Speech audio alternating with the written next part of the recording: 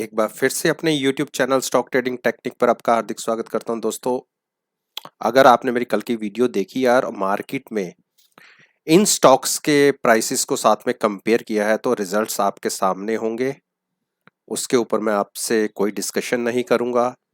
मैं नीचे description box में उस वीडियो का लिंक दे रहा हूं, आप खुद आज की प्राइस मूवमेंट को इस वीडियो के साथ एनालाइज कर सकते हैं। तो चलिए, कल के ट्रेडिंग सेशन में इन पर्टिकुलर स्टॉक्स के अंदर फिर से कैसी मूवमेंट देखने को मिलेगी, चलिए एक बार उसको फिर से डिस्कस कर लें। हिंदुस्तान पेट्रोलियम जो सबसे पहला स्टॉक मैं आपके साथ डिस्कस करने जा रहा हूं।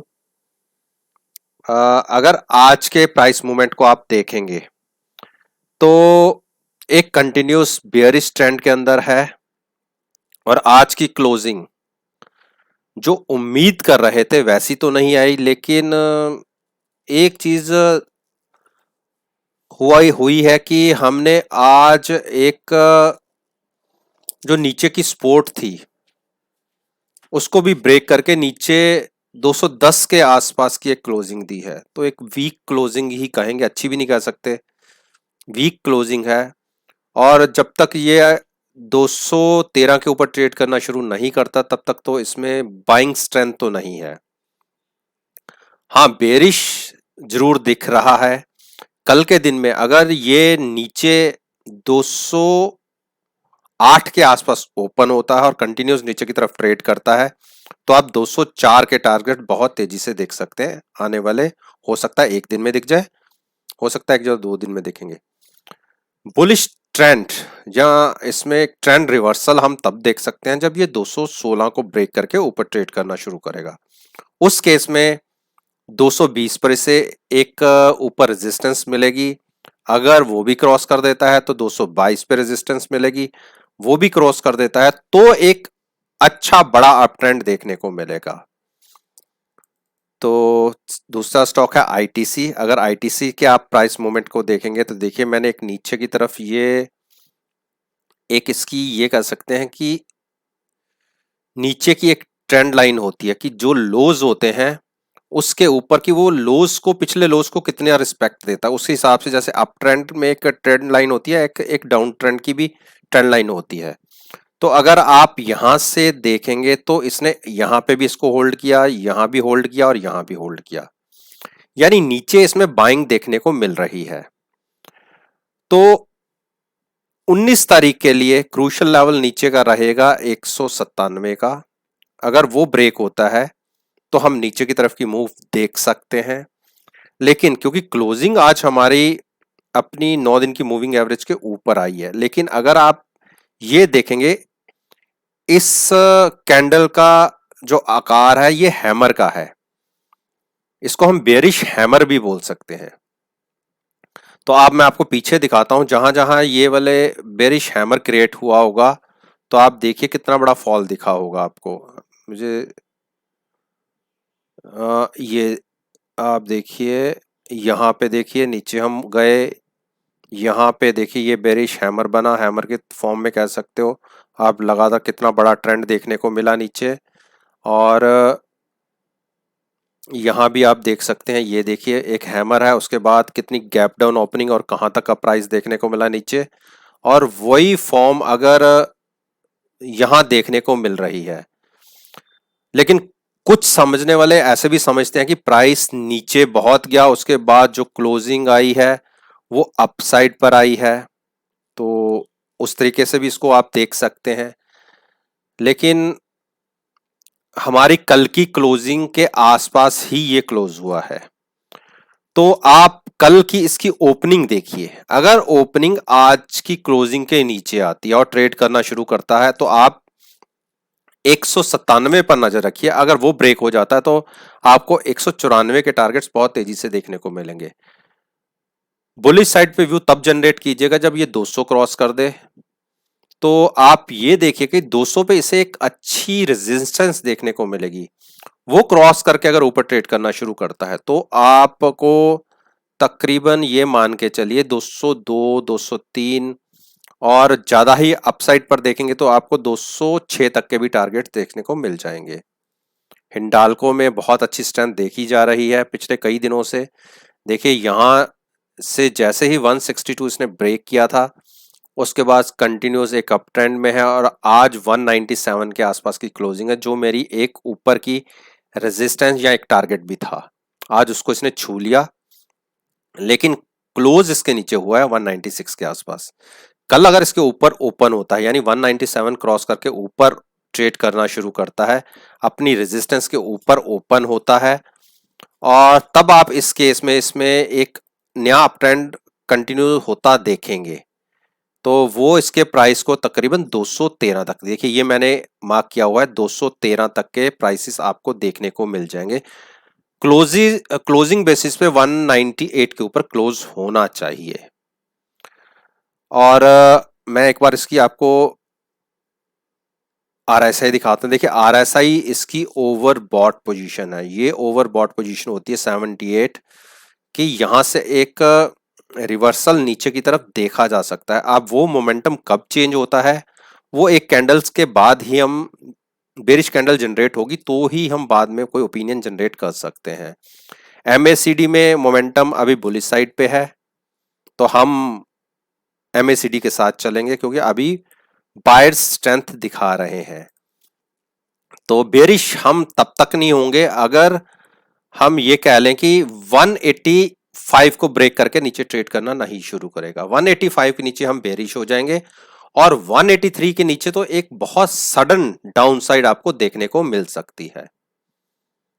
डॉक्टर रेड्डी बेरिश, लगातार बेरिश, और आप देखिए ये इसका एक ट्रेडिंग जोन था जिसमें ये स्ट्रेंथ दिखाता हुआ इसी पर्टिकुलर रेंज में ट्रेड अपसाइड कर रहा था।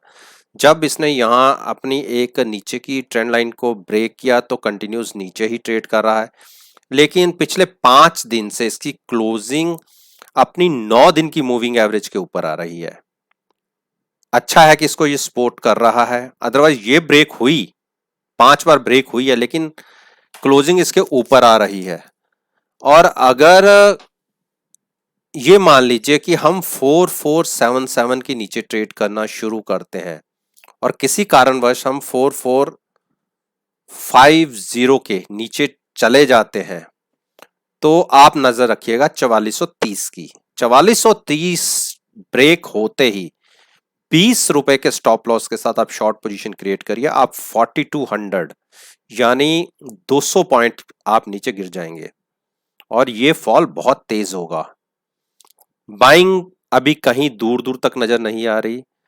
बाइंग का व्यू तब आप जनरेट कीजिएगा जब क्लोजिंग बेसिस पे 4600 ब्रेक करके ऊपर क्लोज हो।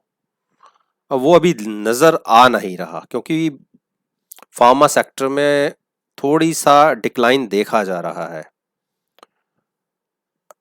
अब हम बात कर लें ब्रिटेनिया, और सॉरी सिप्ला। सिप्ला में भी जैसे आपने डॉक्टर रेड्डी में देखा वही फॉर्मेशन इसके अंदर भी है।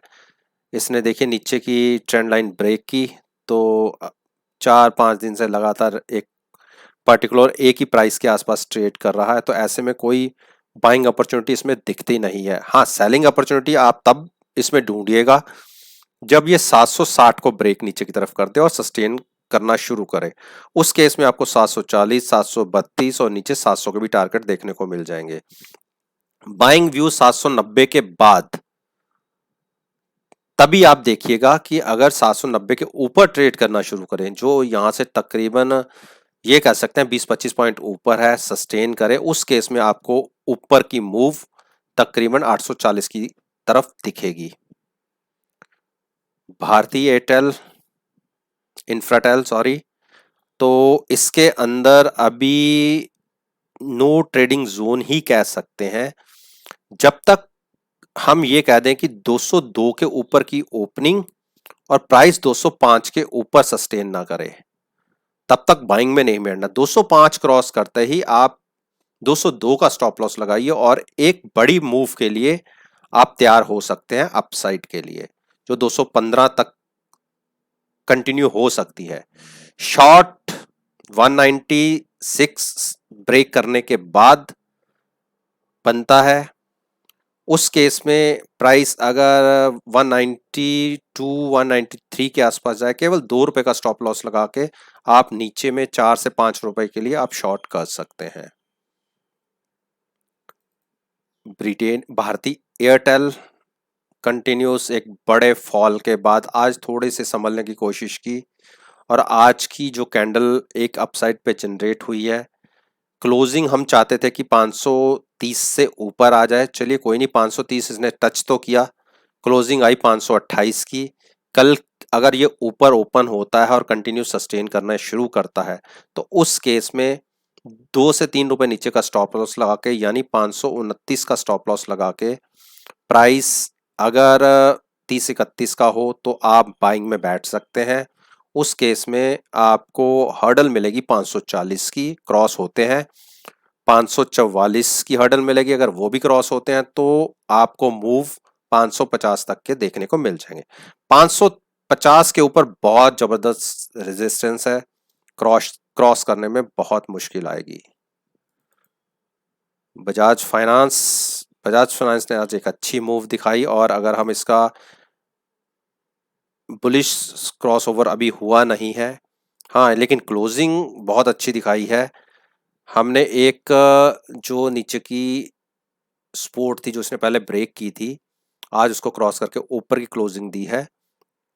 तो किसी को अगर मूव अपसाइड पे बैठना है जो कंटिन्यू हो सकती है, तो 3380 का आप स्टॉप लॉस लगा के, कल की ओपनिंग अगर आज के हाई से ऊपर होती है 3440 के आसपास, तो आप बाइंग में बैठिए। आपको अच्छी बड़ी मूव ऊपर की तरफ, ये कह सकते हैं कि 3540 की तरफ देखने को मिल जाएगी। नीचे अगर हम 3380 ब्रेक करते हैं, सस्टेन करना शुरू करते हैं, तो आप 65 तक देखिए 3365 को। उसके नीचे प्राइस जाता है तो आप शॉर्ट में बैठिए, 3320 का टारगेट आपको बहुत जल्दी देखने को मिलेगा। अरविंदो फार्मा बेरिश उसमें चल रहा है। आज एक कोशिश जरूर की स्ट्रेंथ दिखाने की, लेकिन मूव मिली नहीं। अगर क्लोजिंग बेसिस के ऊपर 890 को क्रॉस करके ऊपर क्लोज होता तो हम ये कह सकते थे कि ट्रेंड रिवर्सल हुआ है, लेकिन अभी हम ये नहीं कह सकते एक कैंडल को देख के कि ट्रेंड रिवर्सल हुआ है।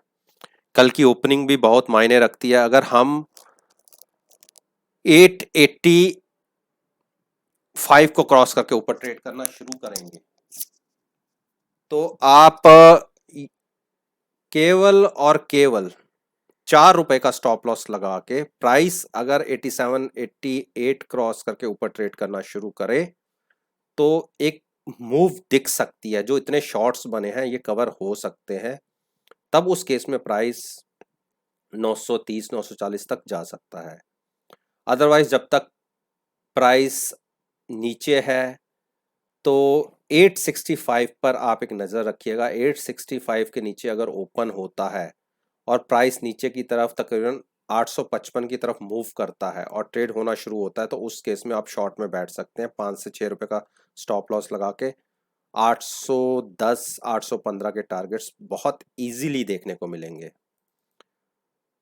अंबुजा सीमेंट देखिए क्या बढ़िया मूव दिखाई है इसने, और अगर हम आरएसआई को देखें तो ओवर बॉट पोजीशन में है। लेकिन अगर आप नीचे से एमएसीडी को देखें तो अभी इसमें एक कोई बुलिश रिवर्सल हुआ नहीं है।